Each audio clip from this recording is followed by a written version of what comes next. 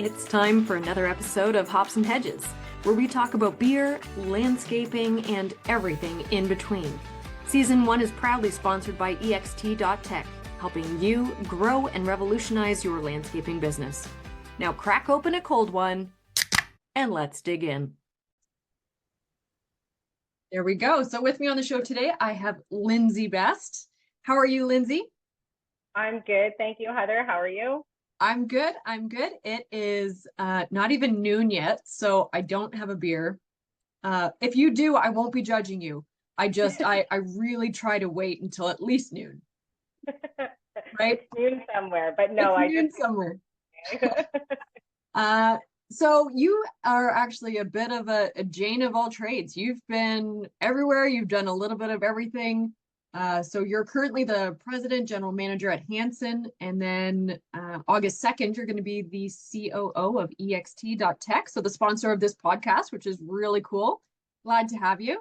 And you're also a design teacher at Algonquin, and you're an FLP certification instructor through LO.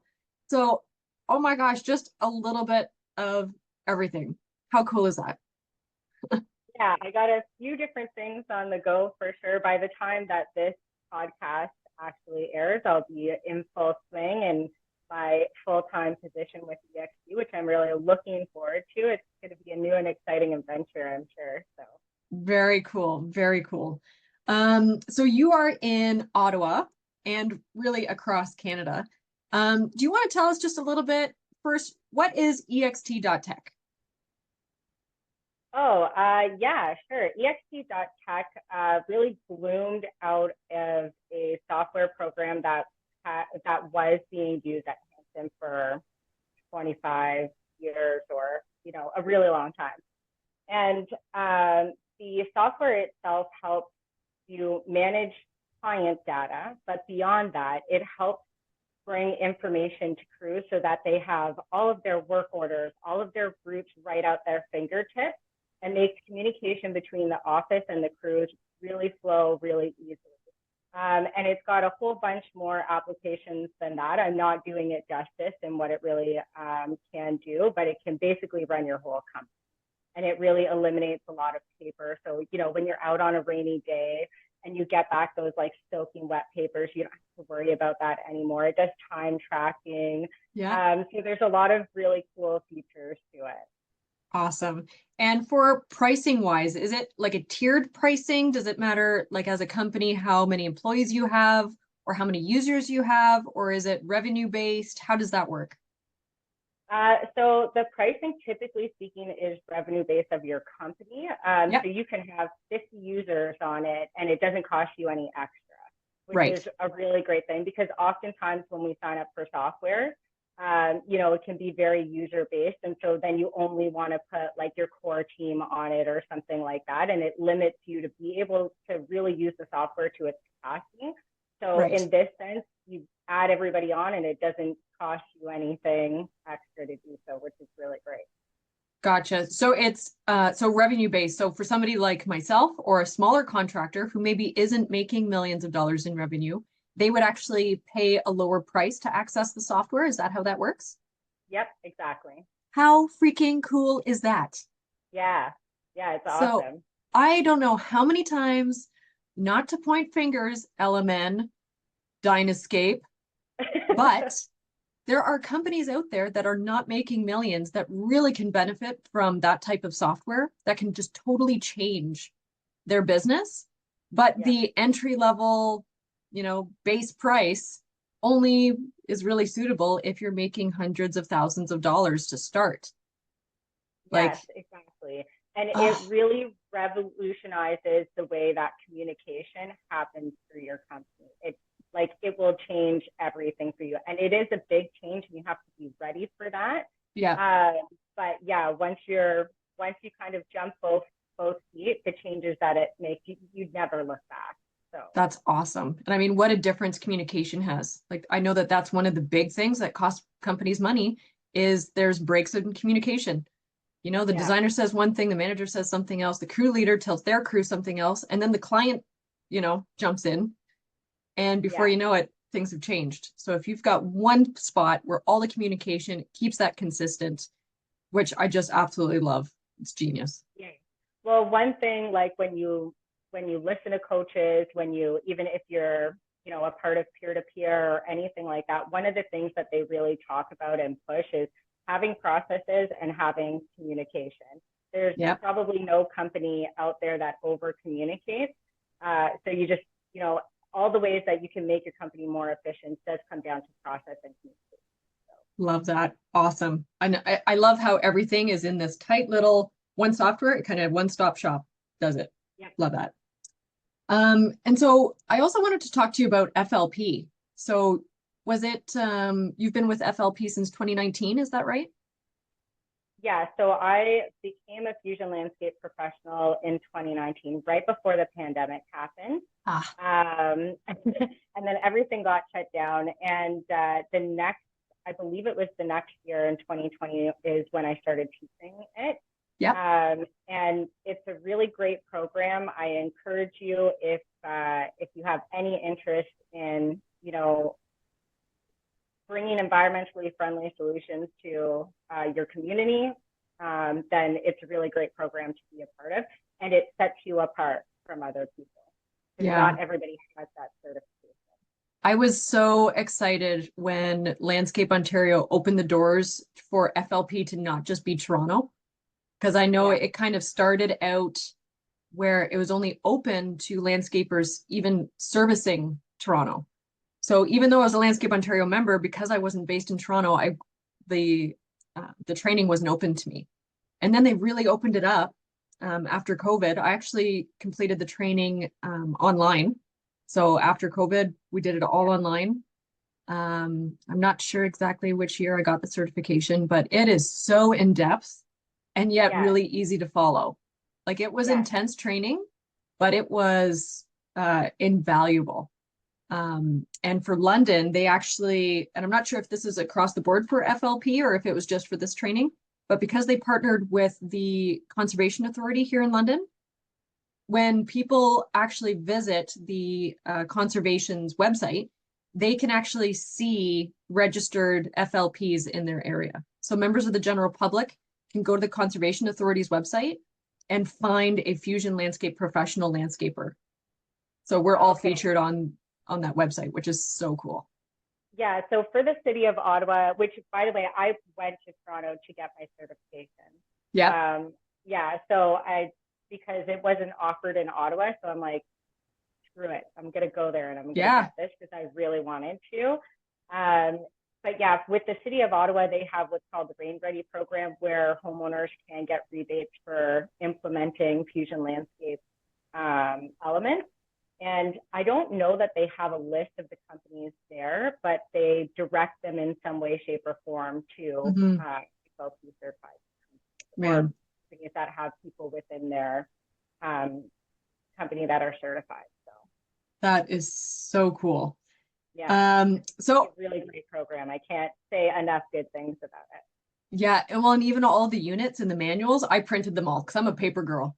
Like I know I try to be sustainable and digital wherever I can, but there's something about books and paper. I mean, you can tell I'm a bit of a bibliophile here because I am a bookworm and I tried to get onto like a Kobo or something when it was like first coming out and not popular. The same. It's not the same. I didn't print all my FLP stuff. I am really working towards going to more digital for all my things instead of printing them out. But yeah, when it comes to books, I want that book. I want to sit in my chair on the deck and read my book and not on a screen. I know. You know, everything from the feel of the paper. Like it's weird because I can get excited about the texture of a book. I could be like, honey, come here. You got to feel this. Yeah, I have a colleague she's like, oh, Lindsey, feel this paper. It's so nice. Yeah. Or there's, I can't think of which book it is right now. It's something on my shelf. And the cover, I actually don't like how it feels. So it's like, but it's a really good book. Yeah. But it's like right away when I bought it, I was like, oh, I don't like this. It was weird. So on another note, I mean, I have so many things that I want to talk to you during the 40 minutes that we have together. And we are, like I said, we are recording this before noon. But I'm wondering if you did have a beer, what are your go-tos? You know what? I was like, I'm gonna dread this question when she asked me because you're gonna be like, this is gonna be the worst answer anybody gives you. I am No, like bottom of the barrel kind of you're like, course like Lehman clear. Like I don't hey, I'm this is a indifferent. judgment-free zone. This is safe. It's just the internet. Yeah, yeah, it's just the internet. Nobody's gonna know. Yeah, it's just between you and me and the So, internet. It's fine. so yeah, so now it's out to all of my landscape friends that yeah, I don't like to venture into a lot of unknown uh, different kinds of beers and stuff like that. I Yep. really kind of just stick to the basics. Just looking for, the clean, the simple, easy to Yeah, get, easy to find, right? yeah, that's Because all it is. As long as sometimes, it's cold and it's hot out, I'm good to go. yeah, that's the thing about getting into some of the weird beers is you find one you really like and then you can't find the darn thing. And Yeah. then it's frustrating, right? So if you like Coors Light, I mean, stick to it because you'll be able to find it everywhere. You know what? Corona is one of my favorites. Love a good cold So Corona. good. And are you a Yeah. lime in kind of Corona girl? No, no No, lime. not even lime in the Corona. No, no Wow. lime. No, I'm so plain with that stuff. Have you Yeah, tried I'm the same way with food. I don't like a lot of like jazz to my food. yeah, I was gonna ask you if you're are you adventurous with food? So I guess not there either. So that is quite all right. I will typically try things, but I Yep. always tend to go back to what I know. Yep. Okay. Yeah. Safe. Safe is good. Safe is Yeah. good. If you like Corona, have you tried Sol? Um, SOL? So that is a very similar to Corona. And sometimes, like if I go to my best friend and I, we love Mexican cuisine, like tacos and enchiladas and all that stuff. Love it. And a lot of times they'll have Sol instead of Corona, but it's almost exactly the same. okay. So Well, next time if I go to a Mexican restaurant, then I'll know like that's a safe one to go to. Because that's the other thing. I don't know a lot about beers, and you could sit here and tell me all the things, and I would be super interested, but then that will fly right out of my head. yeah. Well, Oh, next time so you go I to probably the LCBO, because I don't think many beer stores would carry Sol. Maybe some do. Some of the bigger ones might. And in Ottawa, they probably do. But if you go to the LCBO and you see the Sol, that's a safe one. You can buy one, take it home. I think you'll probably like it. okay, I'll have to look into that. When I went to the beer store the other day, and as I'm getting up to the front of the line, they have like these six different IPAs, and they're like, "Hey, why don't you try one of these?" And I'm looking at them, and I'm like, "Too many choices. I don't even know what to pick." Yeah. Like, but in Yeah. retrospect, I probably should have just asked the guy at the front to give me a recommendation. So do you like I mean if you don't like lime and Corona, I was thinking more of like the fruity citrusy like orange Oh no, flavors. that would be off my. That'd be a That no. would be Okay. So not shock top. no. Not shock top. Okay. Um, what else was I gonna ask? Oh, what is your feelings on coconut rum? You know what? Like Malibu Coconut Rum. Yeah. Yeah, I could get into that depending on what it's in. I'm trying to think actually. I had something and I'm like, oh, this has coconut rum in it. It's really good. But then I was Okay. like, this is a one type of drink. Like you Yep. would only drink one of them and then you'd have to move something else because I like that fruitiness just Yep. doesn't sit well for me for multiple drinks. That is. Right. Okay. So I got to share something with you. And for anybody else who's listening who maybe isn't so adventurous with beer, because believe it or not, I started out hating beer. I thought it smelled like urine. I didn't understand why people drank it. I thought it was the grossest thing ever. And I went to a pub where pretty much all they had was beer. And there was no wine, there was no nothing.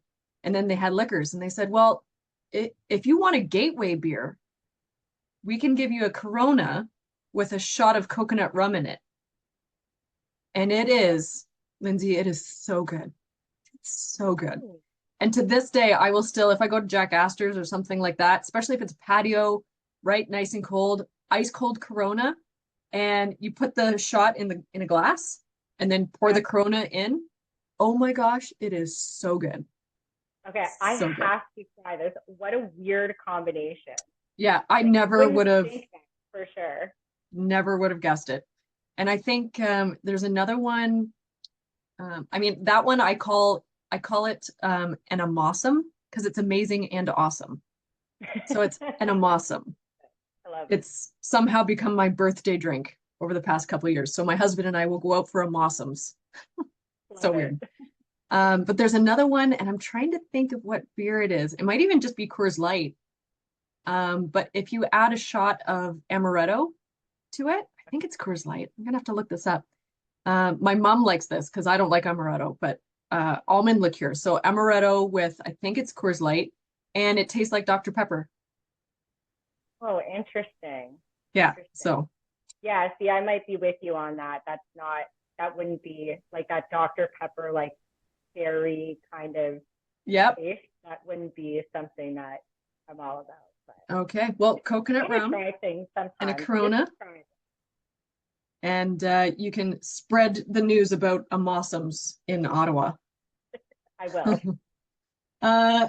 So what about hold on, I'm just scrolling up here because I really liked what you had said. So in the pre-interview questionnaire, I always send out to the guests, and I'd like to ask about, back when you started, either in landscaping or business or your career or whichever, if there's anything you'd do differently.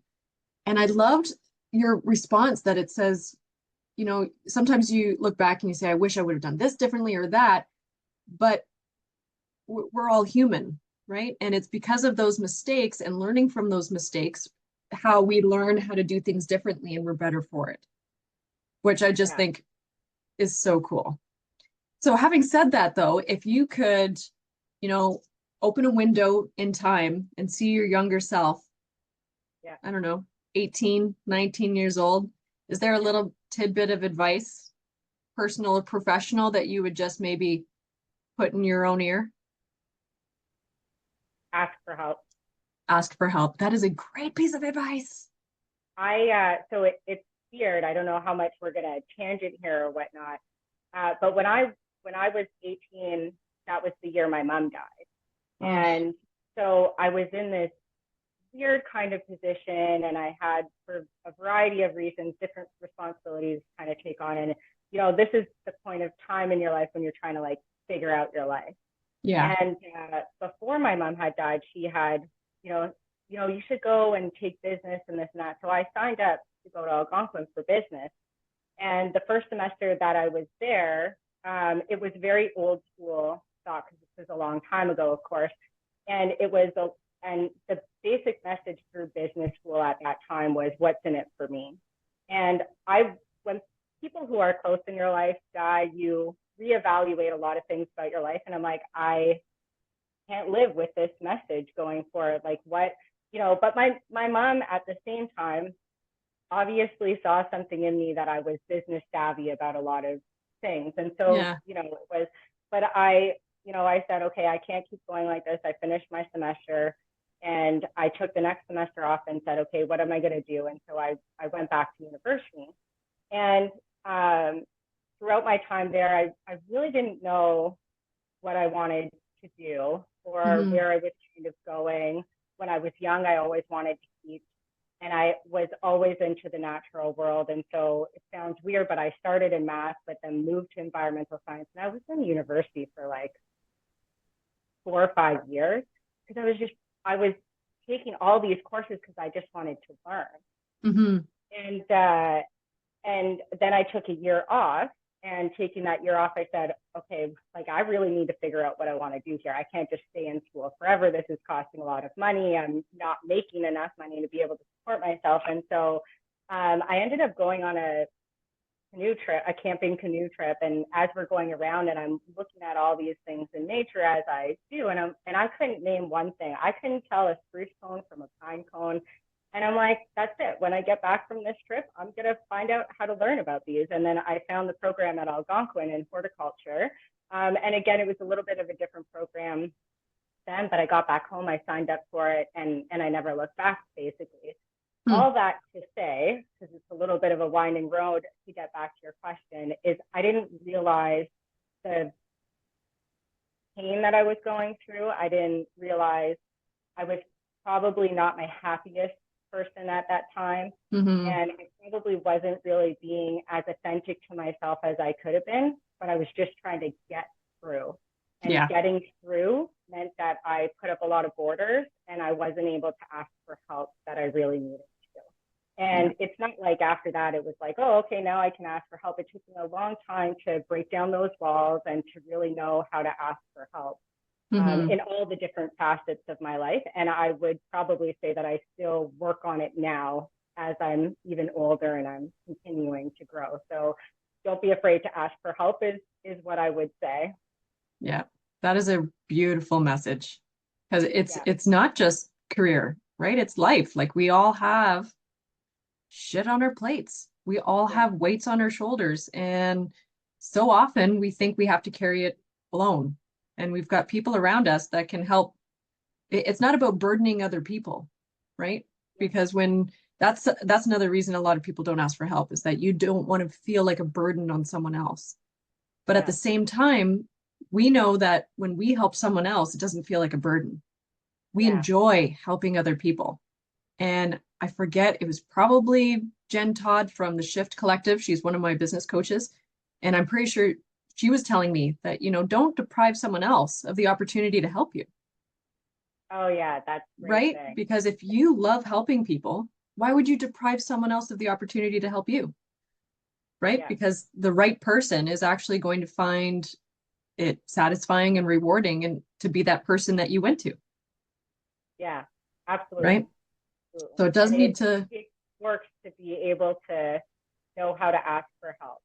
Oh So, yeah, it's not just a yeah. switch that you can Yeah. turn on, right? And we've been, I think especially, I was going to say especially women, but that's not true because men have been told too, be strong, figure it out on your own, Yeah. you know? Yeah. Exactly. So ask for help. That is a really, My really great really message. long-winded answer for you. What's that? I said my really long-winded answer for you. Hey, we've got, I was going to say all the time in the world, not quite, but we've got time. No, I love a good story and I love when you say what's on your mind, right? Yeah. And it's genuine and it's not this isn't theater. So the show is not about coming on and putting on a show of, oh, what should I say that's gonna make me popular? Right? Yeah. Um, so next thing I want to talk to you about is so your own garden. Yeah. Can you explain to our listeners who are maybe driving to work right now and maybe they're in a traffic jam and maybe it's snowing, right? Maybe it's 2027, the year 2027, and it's February, and it's a big, awful storm. Because this is on the internet. It's you're going to be out here now forever. Sorry. Yeah, that's true. Very So, true. can you tell that poor person who's stuck in traffic in February what your garden looks like? I love my garden. My back garden especially because it's I designed it myself and planted it ourselves. And it's, probably, I think it's like 4 or 5 years in, and it's just absolutely gorgeous. So when you walk out of my back patio door, it's all the interlock that's there for like a dining room set. We have a small patch of grass, really for my dog. Mm-hmm. But we do have like a dog run. And then basically the whole yard is just surrounded by gardens that are about in any given space about 5 feet to 8 feet wide from the fence area. That's awesome. Yeah, we have a river birch that's in the corner that was given to us by my stepmother-in-law, is I guess how you would call her. When we got married, it was a gift. Mm-hmm. It was, a wedding gift, that's the best gift that you can get. Yeah. Like a plant. And she Right. came over and we planted it together and it was Ah. great. And so I have a variety of different things, grasses, Huron miscanthus grasses specifically. We just put some new moss blocks in. We have, an elderberry in the corner just because I've always wanted to have an elderberry. Yeah. That's the only reason. I just wanted it, so I put it there. And something that I've never really loved, roses. I have grown to love because it's like, a few years ago, it's like, you know what? clients want this, or I want to talk about it, or other people have it. I don't want to not love this plant anymore, so I'm going to grow it. So I put one in, and then I was like, I'm going to get it. I need another. Okay. Shasta daisies, echinacea, rudbeckia, azaleas, a few different varieties of hostas. We have, when we moved into this house, actually, there was a hosta that was in the backyard, and we could not kill it. It was like, we pulled it out. Like, we had a honeysuckle that was back there. It was very, very old, and it just needed to go. And we had the stump ground out from that honeysuckle, and the hosta was right in front of it. And then it still like grew up. So I was like, you know what? I'm not going to fight it anymore. So I just kept picking it up and moving it to different. I have like 10 of them in the front and the back gardens of this one original hosta that was there. It just never seems to die. So yeah. Really Hostas are such a an interesting thing. Like, there are so many. It's crazy that they're all the same plant. Like, there's thousands of hostas. Yeah, exactly. And I have sweetgrass growing everywhere. It's a prolific grower if you can get it to go. It's a very, can be a pretty aggressive plant. So you do have to manage kind of where it's going so it doesn't take over your other plants. But I love it. So yeah. Very nice. Probably one of the ones from my favorites. I know you asked about favorite plants. Yeah, so that's the next question about favorite plants. And I love what you wrote about daisies. Yeah. Daisies, my dad thinks that's what a flower should look like. And so every time I see any kind of daisy, it always reminds me. I just love them so much. It's so interesting how it's not just the scent of flowers that can have memories, but like, people connect over plants, and those memories just stay with you forever. Yeah. It's so funny. It reminds me. So you're talking about your dad and how you like daisies because your dad says daisies are what a flower should look like, right? Ever since you're a kid, that's how you draw it. There's a circle and the petals. That's a flower. I remember years ago, I wasn't even in horticulture yet. And my dad had moved into a new house, and there were, at the time, I didn't know what they were, but there were these long stems with like a fuzzy bum on it. Okay. And so that's what we called them, fuzzy bums. And it's a poppy. Right? So it's like a closed little bum. I don't know how else to describe it. That's what it looks like. So now poppies are one of my favorites, and because to me, they're not poppies, they're fuzzy bums, and they remind me of my dad. It was just such a funny thing that we laughed about when he moved in this house. That is going to stick with me. I just put poppies into my garden, and you're like, how do you even have room for stuff? I don't know. I make room. But we make room. Yeah, we just put poppies in our garden this past spring, and so they haven't bloomed for us this year. They will next year, but I'm gonna remember that when I start seeing their buds come up. Yeah. Oh my gosh, so funny. So what about houseplants? Are you a houseplant collector as well? Or are you kind of trying it? How do we feel about houseplants? So I like my houseplants. But my houseplants have to adapt to my life, basically.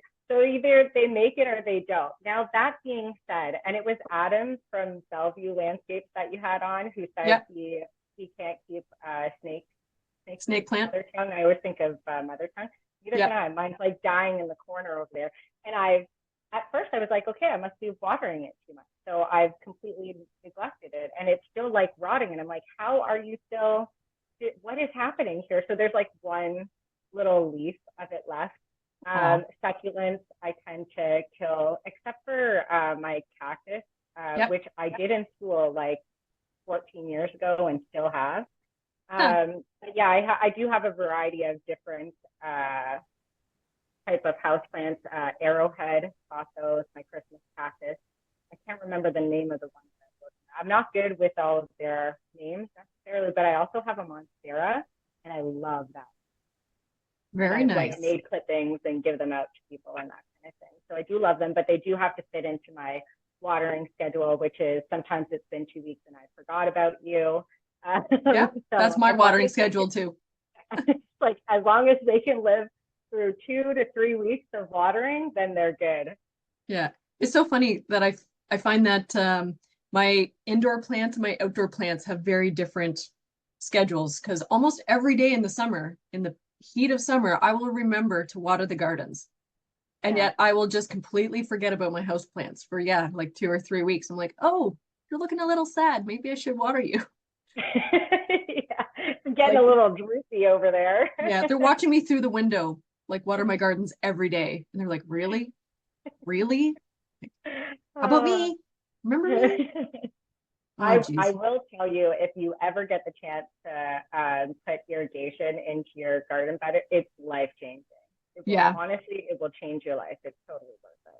See, I think I'm fighting irrigation for a couple things. One is the money of installing a system. But the other thing is I find it almost meditative to water my gardens. Yeah. So Okay. even when I'm feeling rushed, I usually find that's when I need a moment to slow down because you Okay. can't water quickly, right? No, that So would be a stress factor for me. I like how it's meditative for you. I'd be stressed. you'd be stressed. Yeah, Yeah. I have to, it's like, okay, I need to water and I have to do it slowly or I'm going to break everything. So it's time to, so I'm usually go, go, go all day and Yeah. I can be really high strung. And then I come home and I water before I come inside. And it's just a really nice way to end my day. Yeah. I know Um, I have these crazy rules too. It's why my plants sometimes indoors don't get water. Like it has to be in the morning. You yep. can't like I it's stuck in my head, and when I water at night, I feel guilty that I'm watering at night. So Interesting. yeah, I know it's a really weird thing. I Yep. just find it Sometimes we I'm have just certain rules and beliefs stuck in our head, even from childhood, right? yeah. I thought it was funny, bit of a segue, but when my husband and I moved in together, right? And we would cut like a pepper differently, and we're both right, right? It's Yeah. like, why would you cut it? You're wasting so much of the pepper. What are you talking about? The way that you're doing it takes you forever, right? Like you do Right. certain things since childhood that you don't even really think about. So, Yeah. um, Well, there's this.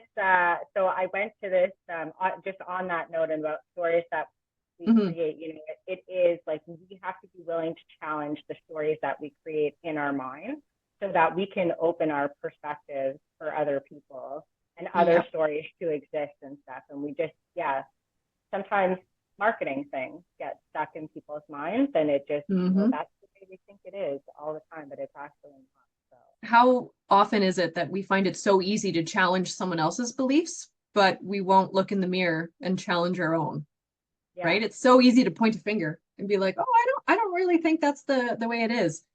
But reflect on yourself and maybe, there's some beliefs there that need a little tweaking.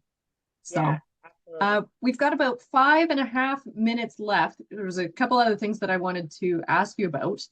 Sure. Um, I really want to hear about the Ottawa Design Build Challenge. Okay, yeah. So that happened before COVID. The onset of it happened before COVID.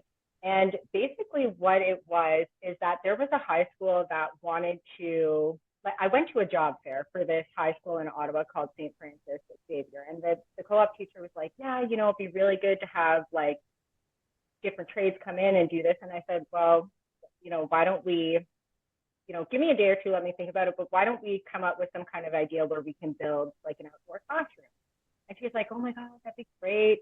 But so really what I wanted to do was get different components of the community at different levels of use, because I think it's so important you can't start with college people in horticulture. They're already interested in horticulture. Yeah. We have to get them even before high school, but high school is a good start. In elementary school is when we really want to, and that would have been cool, but I'm not there yet. But anyway, so Algonquin College, they had 4 people who wanted to participate in this program. And so the 4 of them led 4 groups of high school students from St. Francis Xavier. We picked a spot on the school grounds that they were going to have this outdoor classroom. And each of the groups came up with all the ideas for their school that they wanted to have in this outdoor classroom. Hmm. And the 4 college students then took all of that information, went out and measured the space, and put together a design for it. And so of those 4 designs, then what happened is at that year at Green Trade, which is our Ottawa Expo, it's like a very smaller version of Congress, but just for, well, anybody can go, but it's Ottawa centric.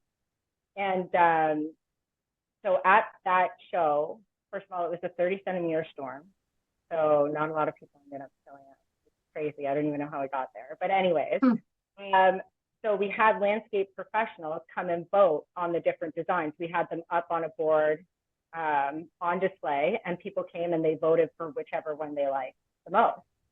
Then at Algonquin College, we had 3 professionals from the landscaping industry come, and we had the high school students come so that one, they could see the building, and they could see the horticulture program and, you know, see everybody who was involved in it. And they did a presentation to these 3 industry professionals to say why their design should win. And then so those 3 people, you know, judged and kind of rated it. And then based on Green Trade and the judges, we decided on a winner. And then we installed it a few years later because of COVID and that kind of thing.